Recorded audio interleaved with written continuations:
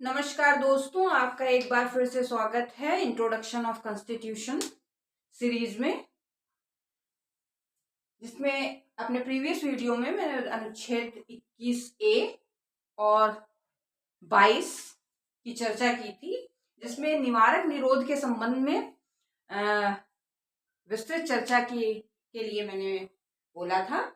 और निवारक निरोध से जो संबंध है वो अनुच्छेद 22 में जो किसी व्यक्ति को व्यक्तिगत स्वतंत्रता, व्यक्तिगत गिरफ्तारी पर, किसी साधारण व्यक्ति की गिरफ्तारी पर जो अधिकार दिया गया है उसमें और राज्य की शक्ति निवारक निरोध में, दोनों में संतुलन स्थापित करता है। यह हमारा अनुच्छेद 22। तो अनुच्छेद 22 से ही कनेक्ट करते हुए निवारक निरोध को समझेंगे।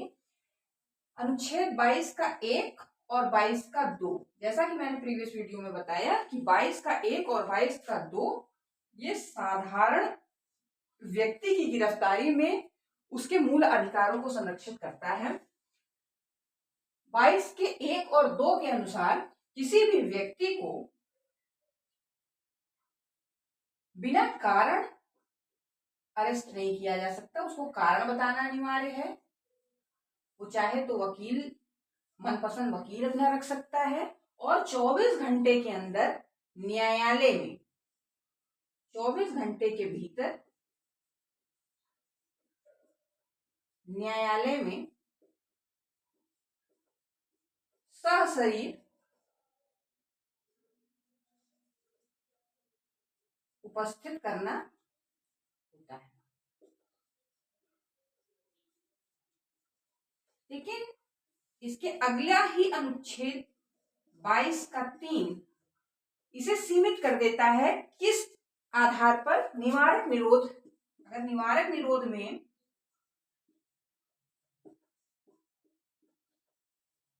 प्रिवेंटिव डिटेंशन,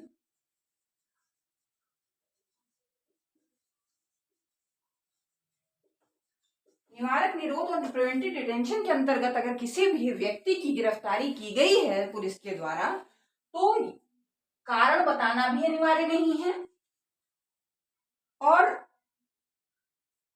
3 महीने या 3 महीने से अधिक,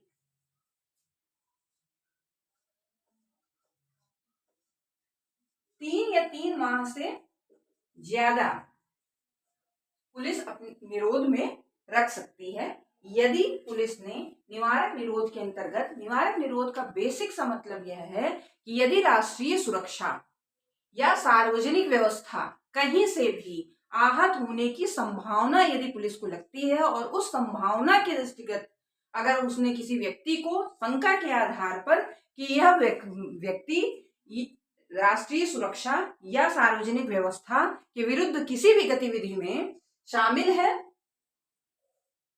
तो उसे निवारक निरोध में कहा जाता है कि निवारक निरोध के अंतर्गत पुलिस ने उसे पकड़ा हुआ है, तो वह 3 माह या 3 माह से अधिक अपनी कस्टडी में रख सकती है। 3 माह से अधिक की स्थिति तब होगी जबकि अनुच्छेद 22 का 4, अनुच्छेद 22 का 4 तुरंत कहता है कि अगर एडवाइजरी बोर्ड, सलाहकार बोर्ड अगर ये मत दे देता है, सलाहकार बोर्ड अगर एडवाइजरी बोर्ड अगर मत दे देता है कि निवारक निरोध में, जिस निरोध में अगर पुलिस ने सामान्य शंका के आधार पर, किसी संभावना के आधार पर अगर किसी को अरेस्ट किया है और वह निवारक निरोध के अंतर्गत है, तो उसे 3 माह से अधिक भी कस्टडी में रखा जा सकता है। 22 का 5 निवारक निरोध में भी, 22 का 5 निवारक निरोध में भी प्रत्यावेदन देने, सरकार के समक्ष प्रत्यावेदन और कारण बताया जा सकता है। निरोध में भी 22 का 5 कहता है निरोध में भी कारण बताया जा सकता है और सरकार के समक्ष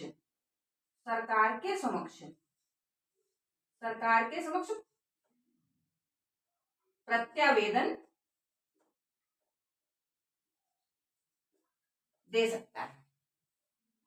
निवारक निरोध में भी पकड़ा गया व्यक्ति 22 के 5 के अंतर्गत उसे भी यह अधिकार मिलता है कि उसको कारण बताया जा सकता है और प्रत्यावेदन उसका स्वीकार हो सकता है सरकार के समक्ष। अब 22 का 6 ही सीमित कर देता है कारण बताओ और प्रत्यावेदन उस कंडीशन में जबकि जनहित, अगर जनहित इस बात पे है कि कारण ना बताया जाए कि उसे उसमें पकड़ा है, किस संभावना के दृष्टिगत या निवारक निरोध का कौन सा कारण था कि उसमें उसको अरेस्ट किया गया है, यदि इसमें कोई जनहित है और जनहित में यह बताना अनिवार्य नहीं है, इसे छुपाया भी जा सकता है, इसे गोपनीय भी रखा जा सकता है। कारण बताना गोपनीय भी रखा जा सकता है यदि जनता का हित हो। तो इस प्रकार हम एक 22 का 7 भी महत्वपूर्ण है कि 22 के 7 में यह कहा गया है कि निवारक निरोध से संबंधित निवारक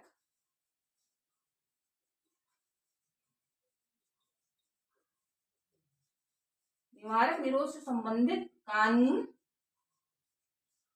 बनाने का अधिकार सरकार को है।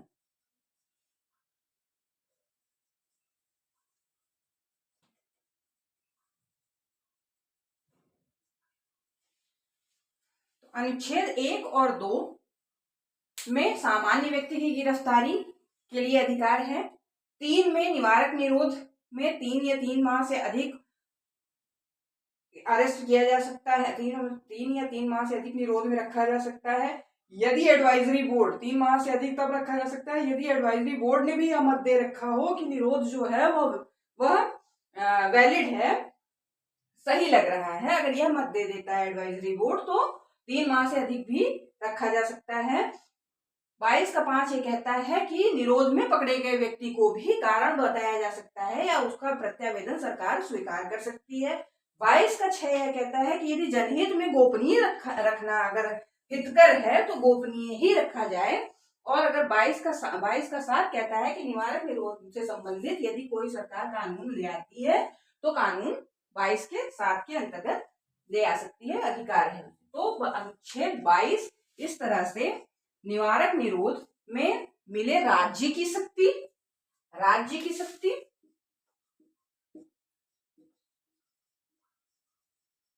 और व्यक्तिगत स्वतंत्रता, राज्य की शक्ति और व्यक्तिगत स्वतंत्रता,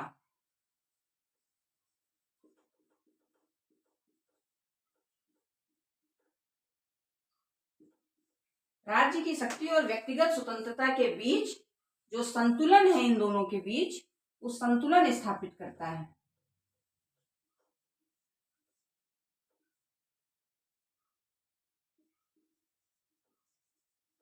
हमारा यह अनुच्छेद 22 संतुलन स्थापित करता है किसी भी व्यक्ति की स्वतंत्रता और राज्य की शक्ति जो निवारक निरोध के अंतर्गत मिली हुई है, इन दोनों में संतुलन स्थापित करता है अनुच्छेद 22। आशा है कि आपको निवारक निरोध और अनुच्छेद 22 अच्छे से समझ आया होगा। यदि कोई विचार है तो आप कमेंट बॉक्स में दे सकते हैं। तब तक के लिए, अगले सीरीज में मिलने के लिए, तब तक के लिए धन्यवाद।